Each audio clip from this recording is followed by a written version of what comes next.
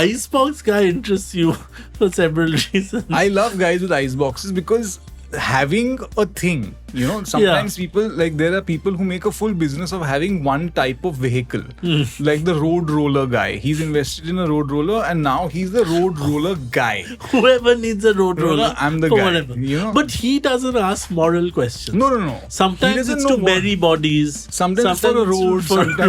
Sometimes for something else. He never says, मैं ये नहीं करूँगा. मेरे घंटे का इतना है, 4,000 रुपया घंटे का. That's his thing. Yeah.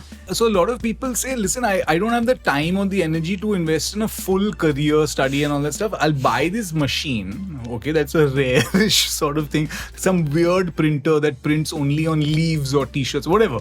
I've got this thing and now it's my thing. Now this is my profession now. I've put the money down and now I'm this. So it happens, it starts with Icebox. Icebox it's not a very... It's not a very expensive thing. It's sophisticated box. It's enough. Like enough to start. So I think and the box doesn't look like a party ice box. No. It's a professional box. It's a distinctive looking ice box. It could take a small cake or it could take a small intestine. It could take either of those things. And he's not asking. He's not questioning.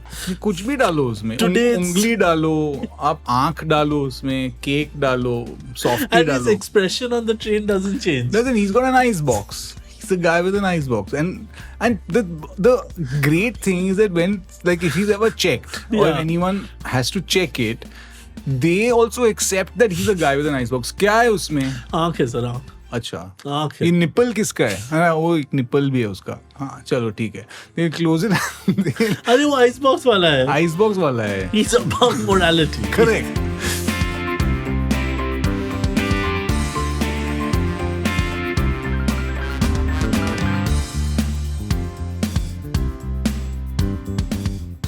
Hi, Kunal. Hi, Pal. Happy to be back. Yeah. It's been a long gap, yeah? Long gap. I did a number of places and you were sorely missed in all of them. But that's your stand-up show. I would have to watch all of that then. It's painful. That would be too much would have for hurt. me.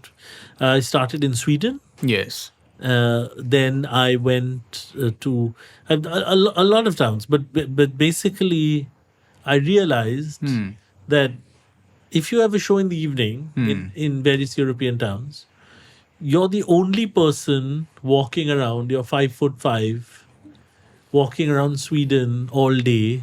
Everyone's 7'2" and white and Scandinavian. And you're walking around in the evening, you go speak to those people, then you go to another country where it's a lot of, you realize that you are a very different looking person in many parts of the world, roaming around basically like a loiterer, a loafer.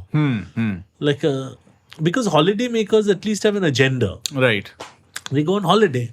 Sightseeing. Museum, sightseeing, dinner. But I was more like a nomad. Just reach that country throughout the day. In the evening, they're like, good evening.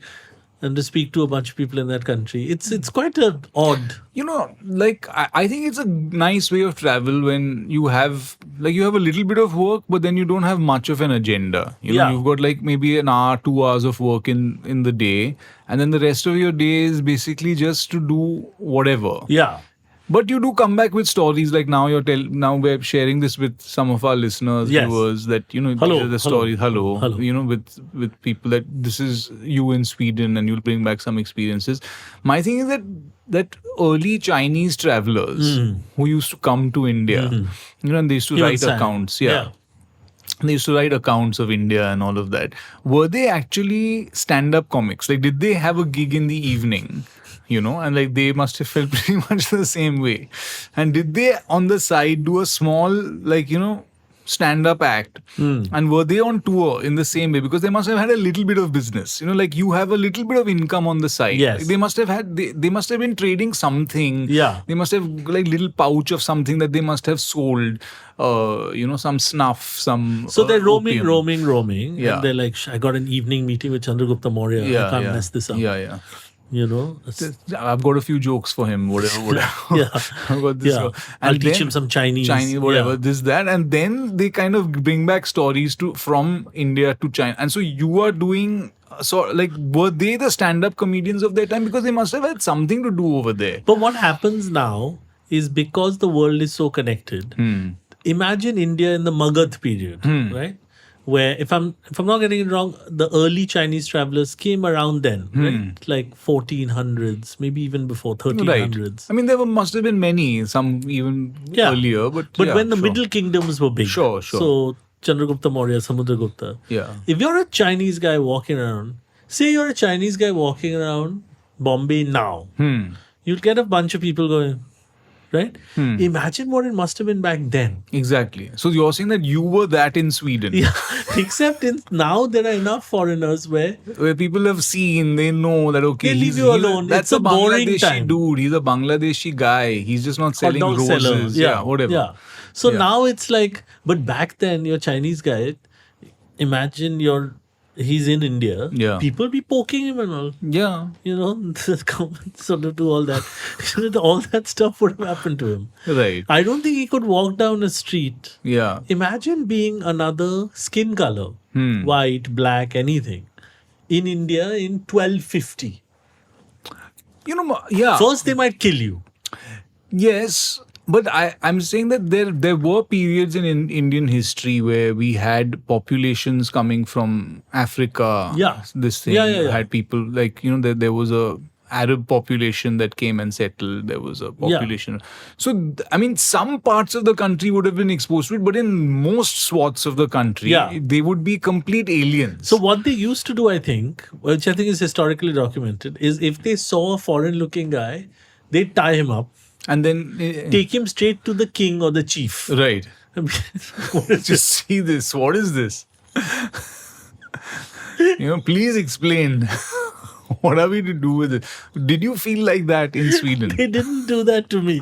Okay. They didn't, but I missed those years. You missed those years, yeah. Because Sweden has a king. Yes, so, I was expecting that to happen to you. You being Gulliver. Some sort of a thing. Gulliver. But Gulliver's Travels is that. Yeah. Because they found a giant guy. So this would have been just the opposite. They tied him up and they took him and they're like, just please tell us what to do with this. You would be the little person that they would play with. Yeah. And then ultimately you would be their king. Yeah. Which is what's happening in most of Europe. Yeah, I guess. So now, obviously, the reason there's so much anti-immigrant thing, yes, I suppose is because there are a lot of people who look like me, I guess. Who are in politics. Everything, right? They're in politics, they're in life, there are citizens of those countries, correct. etc. So now they think enough. I guess they're saying enough. Now go back or whatever. They're saying enough because suddenly they're finding that these guys are their local council, they're on their local body government panels. And it all comes from Indians love society meetings. Yes. They like building society meetings. Yeah. They like getting into the politics of the building. Yes. Forget of the nation, do they love the state, the nation. I mean, they love all Britain, of that. For example, has loads of South Asian councillors. Exactly. Hundreds, if not thousands, and that's what's going to happen all over Europe, right? But so I'm the takeover is going to be complete. And now the politics obviously are different from that perspective because now they're saying too many, etc., go back, etc. Some people are saying, no, these are people who are part of our country. But the very first Indian guy who must have gone, right? Say, just like the first British guy, Thomas Roe, that came to the court of Jahangir. Right? Now, first that guy, when he landed, first 20 minutes he must have been thrashed. Because when you see someone that foreign, it's like how when that YouTuber landed in the Andaman Island, where those people had not had human contact, they killed him. They killed him, yeah. Because that guy went with his cameras, his influencer, etc. They killed him. So that's what I mean, is that first guy will probably get thrashed and then tied up and taken to the king. Correct. Now there's no more what is this. Now they know what this is. They know what it is. Little cheater, little liar. Then now go back. We know what you are, go back. But the very first guy, Hyun Sang or whatever, that guy, they would have had some interest. Yes. So luckily that didn't happen. My summer was not like that. Was not like that. Because now a different world, visas, you can go thing. But I think it would be nice still, if there was some country that had not seen an Indian person at all, and I was tied up and taken to the king or the lord and the head person, like a Genghis Khan type person, who would then decide my fate. That doesn't happen that often now. Because there's no country on the face of the world. Even if they took me to whatever country, right? French Polynesia, they're like, you're from India. Sudhir. Yeah. Sudhir, this guy's come. Give him a dosa. He's my deputy prime minister. We're everywhere. Which brings me to this conundrum that from my travels, I went to Berlin. Right. And we've all discussed this, that Indians are everywhere. Yeah. Right? You have traveled quite extensively, and you mostly found in Europe and a little bit of Asia, but I haven't been far west. But yeah. But do you remember in your travels, what is the strangest place you may have seen a Sikh person or a Gujarati person? I remember in Greece, I was on an island. Not Crete, it was Milos was the name of an island. I've never been to Greece, but seems beautiful. It was gorgeous. On this little island called Milos, and it was off season, so there were very few people. I mean, just the locals, and some of the restaurants were just about opening up and stuff like that. And you don't expect to see locals there, leave alone, people from other communities. And I went to a petrol pump there because I'd hired a car. And there happened to be a Punjabi guy who was he was a Pakistani Punjabi. Amazing. Who was there to help with the fuel. He was running the fuel station. So probably owns it as well. No, he was just there as he was a worker. Yeah. So I met one guy there, and it was just weird. I went to Italy once to a small village. And in that village, Villa San Sebastian, is a little village 3 hours from Rome. And we went to a place where there was a stable where an Italian lady had a few horses, and she was showing us around and all of that. And the guy looking after the horses was a Punjabi dude. So this is what happens, when you go to a rare part of the world, where you see an Indian person, you start talking. And it's an awkward, like say in a place where there are lots of Indians, like San Francisco, New York, London, you're not going to speak to another Indian person because it's just full of them. Correct. But in these weird places, suddenly there's a familiarity with the other person. And the other person is also, aap kya kar rahe hain ghode ke saath? And so then suddenly you build a rapport. Otherwise, say, in life, you wouldn't come across a Sikh horse trainer. Yeah. I mean, you would in India. But you wouldn't probably start talking to him randomly. In Italy is very, very strange. Yeah. Yeah. And then you start these, like, aap ghode pe Italy aa gaya? Like, whatever. And then he's like, huh? And then it becomes a thing. Yeah. So, Berlin, there has quite a few Bangladeshis, quite a few Indians. I went on the tour of the Third Reich. So they take you on a tour of the last days of the Third Reich. Okay. So you get to see all the buildings, last days of Berlin, where the Allied troops are destroying everything. Right. And once the Russians took over Berlin, they destroyed pretty much. By then they had bombed. Berlin was like just rubble. So everything is new. And the area around the Reich Chancellery, which was Hitler's office, and Hitler's bunker, because he never left Berlin. Like he died in Berlin, it was all of this. So they basically made a block of flats. Very brutalist looking block of flats. No different than what you'd see maybe now on Marine Drive or the kind of like now in 2025 they are very expensive, but back then they were just quite brutalist. Right. And the bunker was covered in concrete. And there's only one little shop because there are a lot of walking tours, a lot of bus tours that take you on this Third Reich thing. And at the end of the tour, there's one shop and it's a 7-Eleven. And that 7-Eleven is owned by a Gujarati man called Gopi and his son Harish. And Gopi's shop is right on top of Hitler's bunker. And there's no signs or anything that says, 7-Eleven, Hitler bunker, nothing. He's just there. And so I had to ask Gopi, he said, where are you from? He said, I'm from Malad West in Bombay. I've been here 30 years. And I said, do you understand the conundrum, the burden of history you are carrying? you are at the spot where Hitler shot himself. And he said, all that I don't know, sir, but Hitler's been very good to me. Good for me. Yeah. Exactly. Yeah. And he gets business because there are at least 9-10 tours a day, right? There's another 7-Eleven a little further down. But because Hitler didn't kill himself there, that 7-Eleven has no business. It has business. Correct. But the tour doesn't end there. Yeah.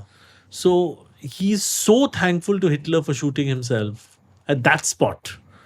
Yeah. And he told me sometimes business is about location. Like, say, for example, if the Taj Mahal Hotel was not where it's located in Bombay, maybe it wouldn't be what it is. Or the Plaza Hotel in Central Park West. Yeah. His thing is exactly where Hitler shot himself.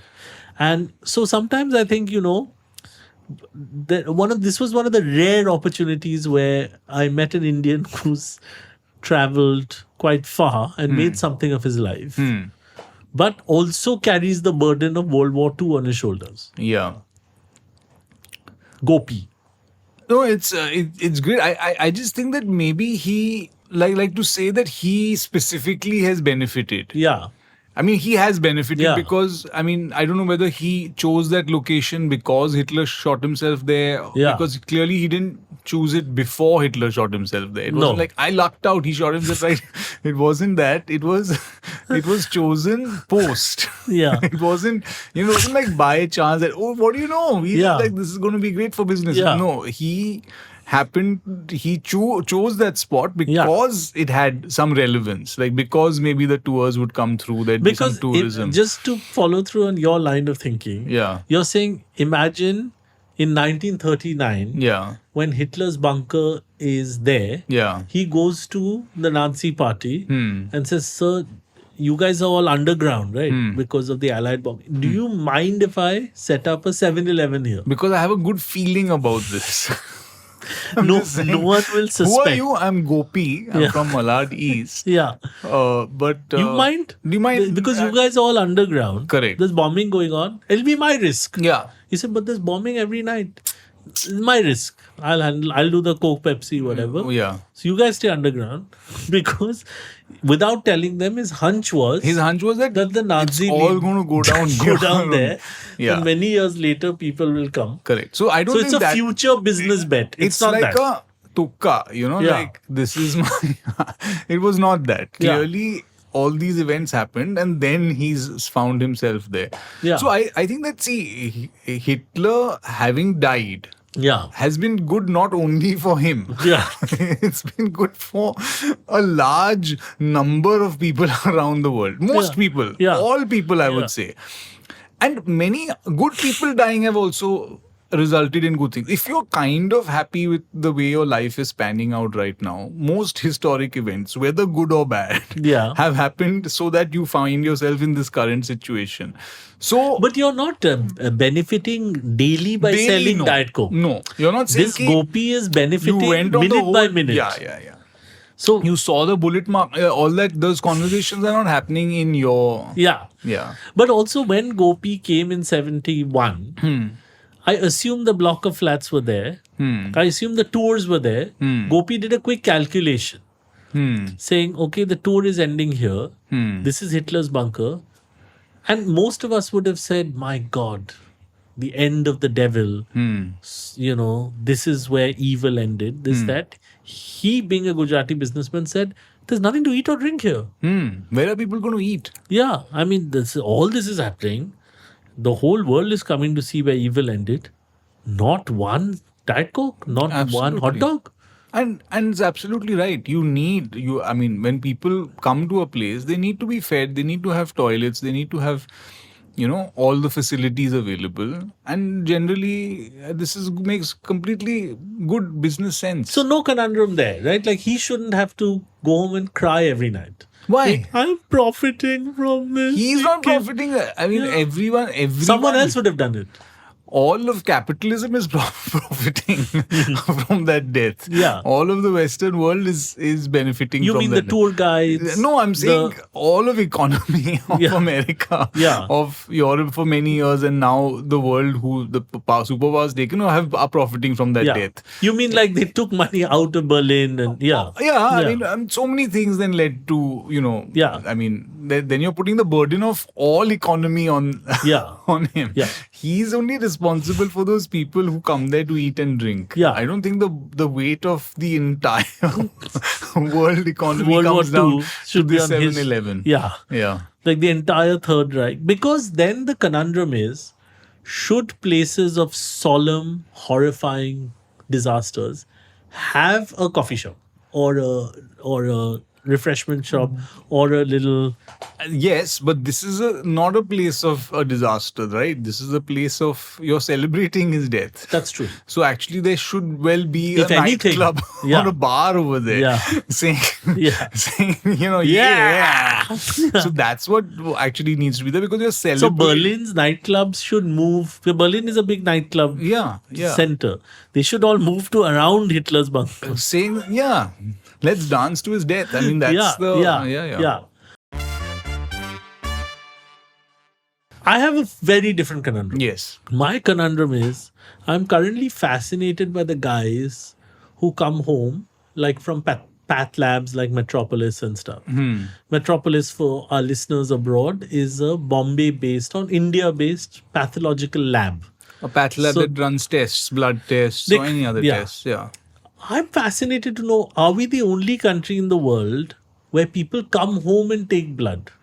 No, I'm sure there are other countries around the world where that service is offered, but we... Not in Western countries. Because Western countries, I think, to do a scan or to do a thing, you have to go to a place. Right. And the path lab technician is pretty like senior guy. Yeah. He's not someone you can just put in a side room in your house. Yeah. Till you're ready to give blood. Yeah. So I have 2-3 conundrums. One, do you think because labor is cheaper, and medical stuff is relatively inexpensive, not at the level of the specialist surgeon, but everything below that a home can become a full hospital?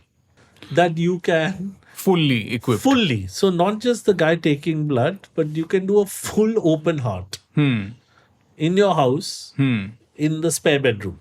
The app is coming. I mean, there will be, you could very soon book a doctor to come home to do, say, bypass. Full. Then double. Choose your stent, that kind of thing, like scroll to see. You want Chinese stent, you want European stent, select stent, pay by card. All that will happen. Yeah. And then, then you'll have to say, okay, take the spare bedroom set up over there. All that, we're very close to that, because the cost of Medicare being so low, by and large, in our country, and for people who are very wealthy, is so it's so affordable for people who are very wealthy. 8-10 nurses. 8-10 nurses. क्या है उसमें? कुछ नहीं लगाओ तीसरे कमरे में. Machines in your house. In your home. You've got a big enough house. Yeah, but what's interesting to me about the guy who comes home to collect the blood is that very often abroad there has to be some sort of certification a person goes through to be able to draw blood. Yeah. Not here, anyone can draw blood. Not anyone. And here I'm not talking about Metropolis because I don't know what their protocol is. But I know many path labs who'll send someone home. Sometimes it's just a doctor who has a guy. And he'll say, I'll send someone. And they'll send someone.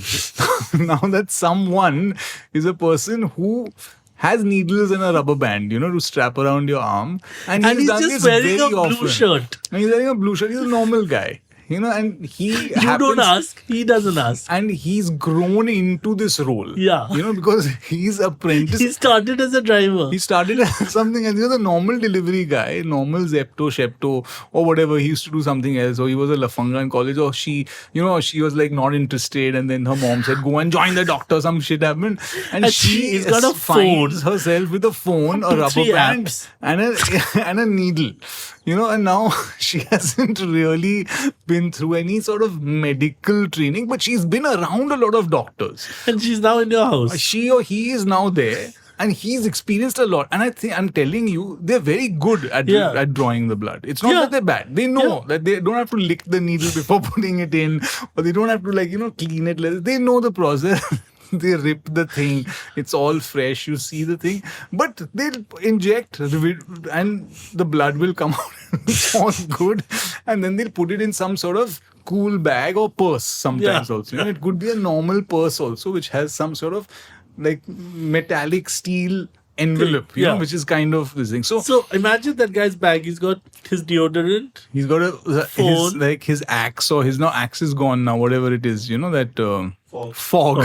I didn't know axe was gone. Whatever is there. He's got his little fog in his bag. He's got his bike Aadhaar, bike keys, and your blood, and some blood. And maybe someone else's, some other body part, or like a stool sample, or a little urine, or and a present. His anniversary. His wife's anniversary. He's got some other things, some gift, some coins, old chewing gum. It's all there in that thing. But this is put in a very nice bag. Your blood. Someone's shit. It's there. Wife's present. So I'm saying that... he roams around Bombay with that backpack like that on a bike. With or those things. A train.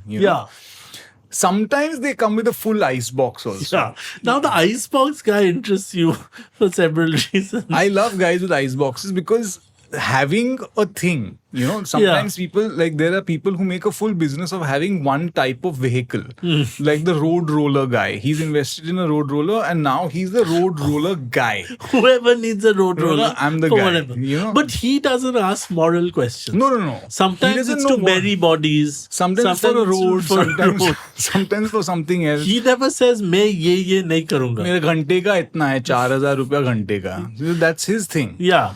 So that's what people with an item in India, it might not be a full career, but they've invested in a piece of machinery. Yeah. And that is now their profession. Yeah. They've invested. There are a lot of people in India like that. Yeah. So they're like, listen, I don't know what I can do, but once I buy this item, which is like I buy a scan machine or I buy so I've bought this item which costs a lot of money and a lot of eye ear doctors in India, I don't think are doctors, but they've got a machine they bought from America. I got a great machine and that can do like a particular kind of scan that no one can do, and that's all they've got. That's all they got. So a lot of people say, listen, I don't have the time or the energy to invest in a full career study and all that stuff. I'll buy this machine. Okay, that's a rare-ish sort of thing. Some weird printer that prints only on leaves or t-shirts, whatever. I've got this thing and now it's my thing. Now this is my profession now. I've put the money down and now I'm this.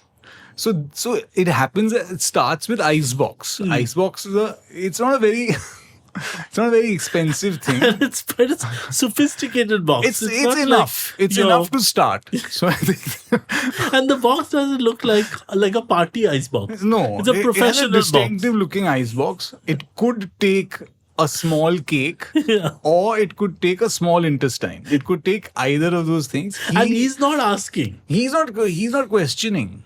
कुछ भी डालो उसमें. उंगली डालो, आप आँख डालो उसमें, cake डालो, softie and डालो. His expression on the train doesn't change. He's got an ice box. He's a guy with an ice box. And the great thing is that when, if he's ever checked or anyone has to check it, they also accept that he's a guy with an icebox. क्या है उसमें?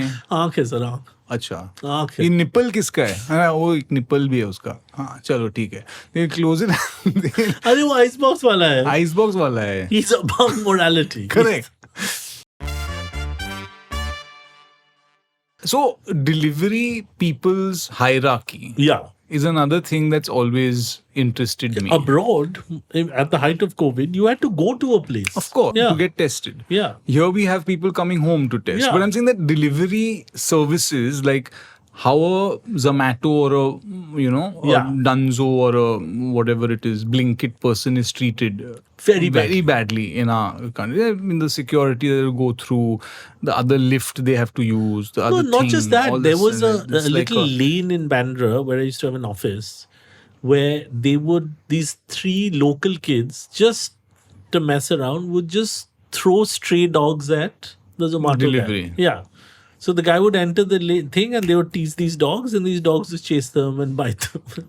Like, I'm just saying that the stuff they have to deal with is unthinkable. Yeah. But then you have other delivery people who are ranked higher. Yes. So like a normal Blue Dart person. Higher.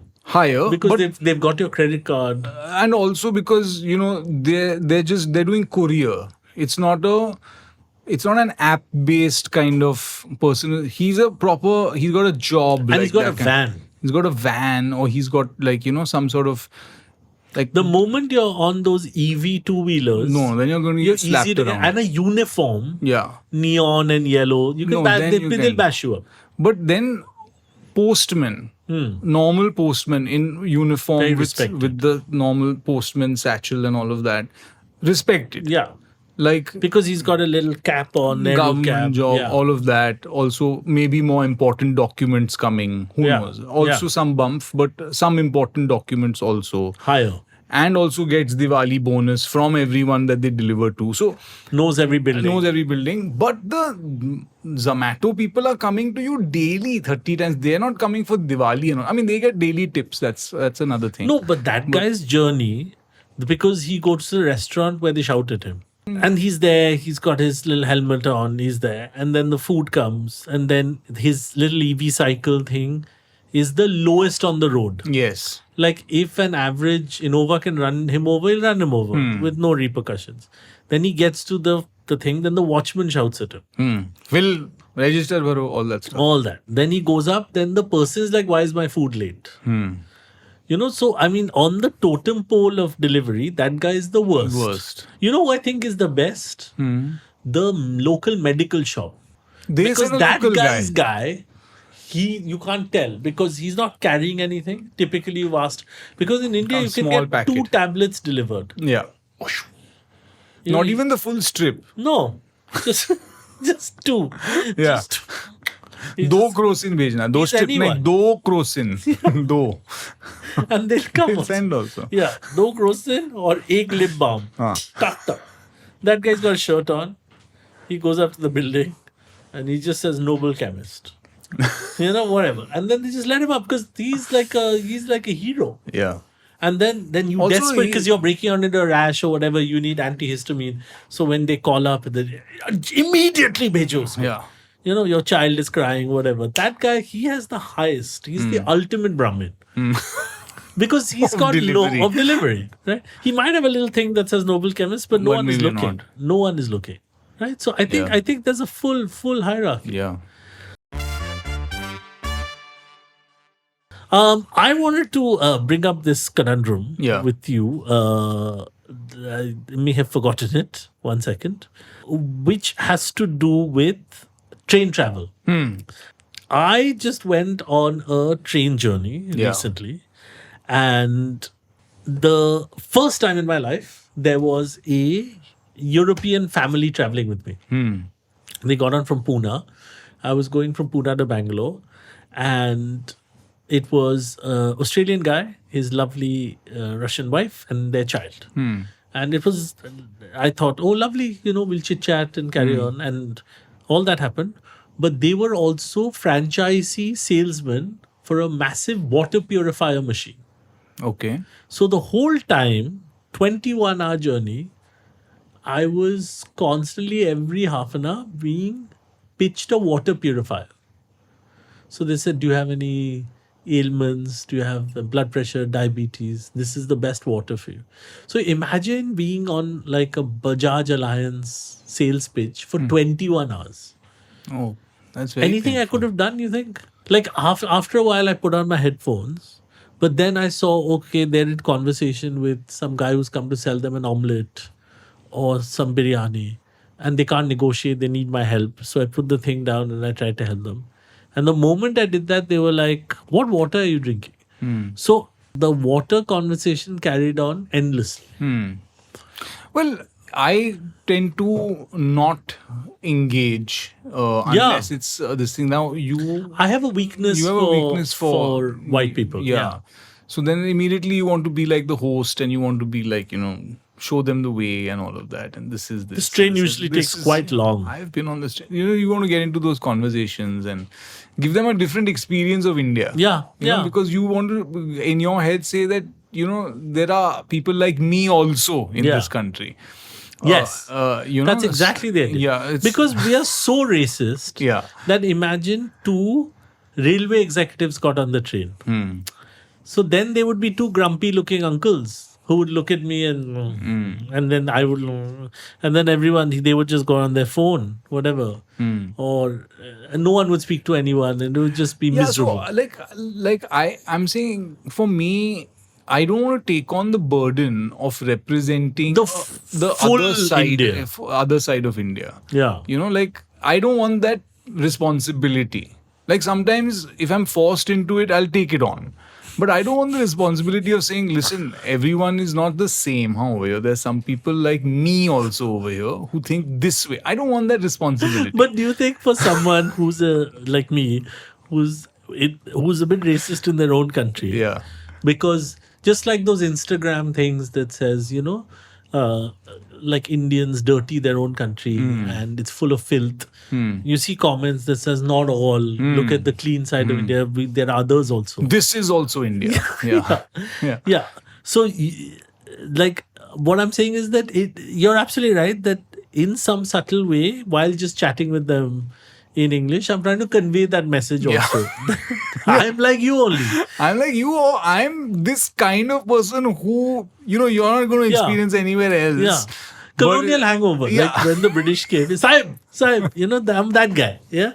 So that they have a story to tell when they go back. Then we met this guy on the train and India's not the same. It's not the very. So you wanted to be that. You wanted to be that one end of the spectrum. Now, logically, one could say all countries have good people, bad people, filthy people. But that I think that just make that assumption. Make that assumption about all countries and move forward. Yeah. I don't want to be one of those extremes. So do you think because why I need the advice is because you don't have this Achilles heel, this weakness, and you don't melt when you see white people on a train who've entered your compartment. You're like, okay, this guy is just another person who's entered my thing. Because I'm looking to impress on my weakness. What is your advice? Do you think I should clarify up top that, see, I'm one of those guys who likes to impress people like you. But I'm not a defender of all of India. So don't look at me and say, why did that guy overcharge me? I'm not everyone's ambassador. Correct. Why is this window dirty? I don't work for the outsourced train cleaning department on Udayan Express. Yeah. So you want to talk to me as a person, you talk to me. I think what you should do is that, in the days of visiting cards, you'd say, this is my card, this is who I am, this is what I work for. You clearly don't work for anyone anymore. Yeah. You're a freelancer. Yeah. But what it could do is give exactly this information, saying that these are the things that I am doing. And if you would like to engage, I can engage for this purpose. Yeah. Anuvab Pal. You could say, normal for negotiation on omelette, I will be of assistance. Yeah. Please approach me for this. Yeah. If you would like to talk about history, sure, I normal can. Topics. Normal topics. Please do not approach for. Why is India like this? Yeah. Yeah. Let's not get into that. Yeah. I think if you just clear that out in the beginning. Yeah. Let's just generally nice visiting card. Yeah. Not overall guide of India. Yes. Yeah.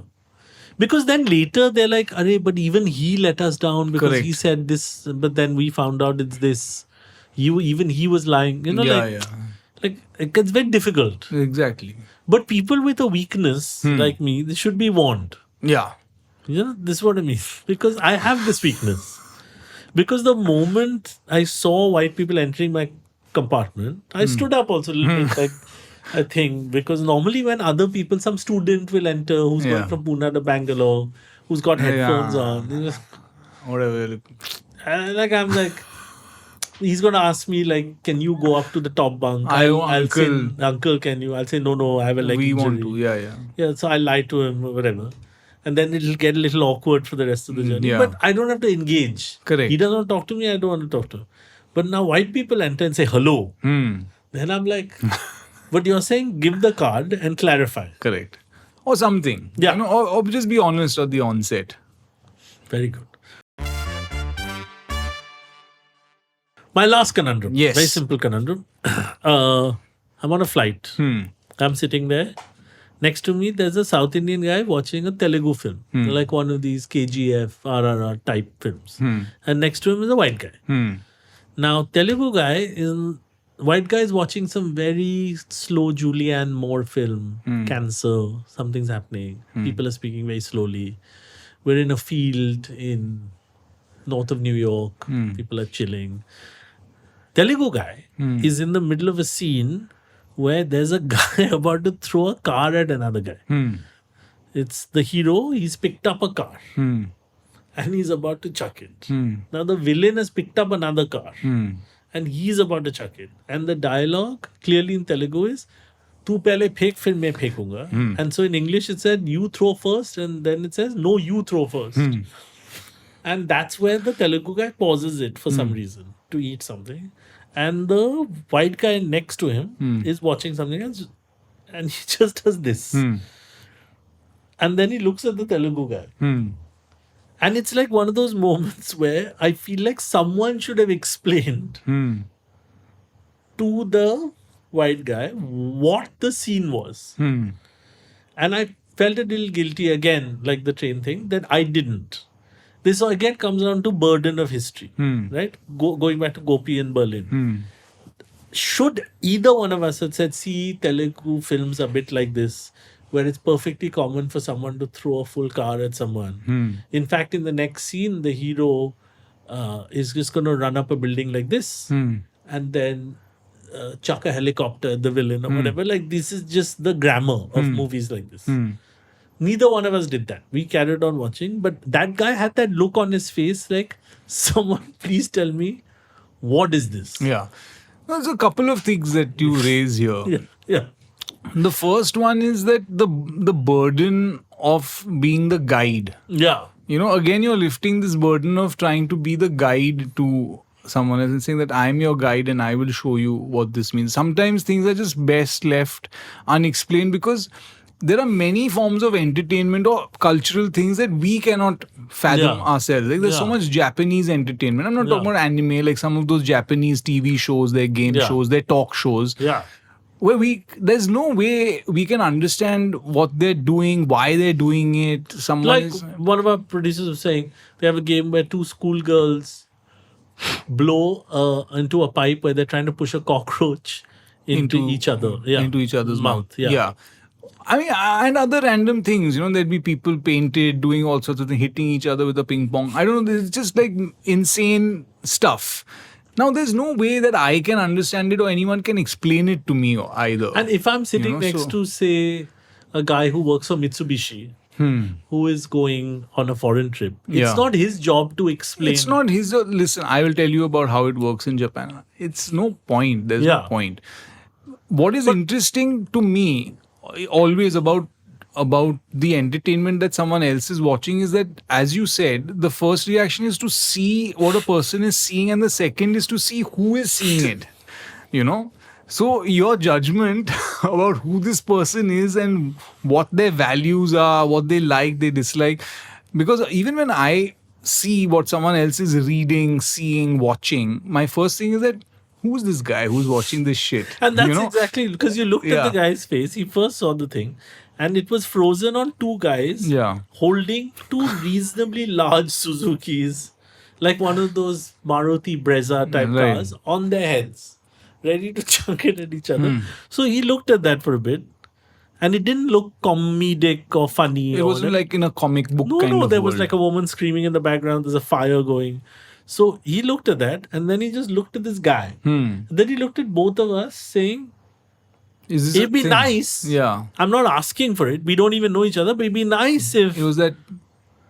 Is it something I need to know about? Should this be something? Can someone... So I could have easily been like, oh, see, this film is called KGF 2, but what it is... Yeah. But none of us did that. Yeah.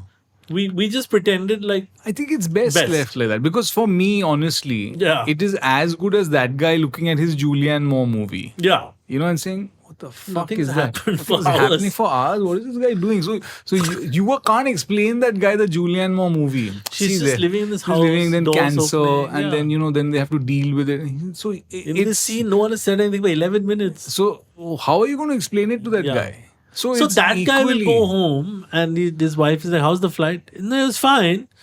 But this one moment, I saw this one guy watching a film where these two guys are chucking a car at each other. It's like, okay. It's like, now I'm interested. Like, maybe that will get him into doing some research. Who knows? He'll type into ChatGPT, 2 Indians throwing a car at each other. And then he'll find a whole plethora of... Many films. Yeah. Maybe YouTube videos of real incidents. Correct. Some guy in Raipur trying to throw a car at some other guy. Yeah. And it'll open a door for him that if we had explained it, would have ruined it. Yeah. I'm very concerned. I think one of our main goals about this podcast, more than to explain India, is not to ruin India. Yeah, don't spoil it for anyone. Yeah, don't spoil it. Yeah. This has been our last week. It has. We are back. For now, yes. For now. Yeah. Send us your conundrums. Yes, we would love to do a listener special. So keep sending in your conundrums, and we will address them when we have a sizable amount of conundrums. This is a good size. This is a good size. This is a reasonable 4 or 5. These many. And we are now in town and back, and hope to be with you soon. Luckily, you're not on a spike in Sweden somewhere. Yeah. In front of the king. What do we do with this guy? Yeah. Ye kaun hai? Yeah. Imagine if podcasters were transported in the past, in some medieval time, and then they saw these 2 people. They found us doing this, hung, right? Straight. Immediately hung. We just saw 2 guys talking for no reason to each other into a microphone. Just hang them. Heresy. Just set them on fire. Just spike. Yeah. Right. On that pleasant note. Lovely. Okay. Bye. Bye. Bye.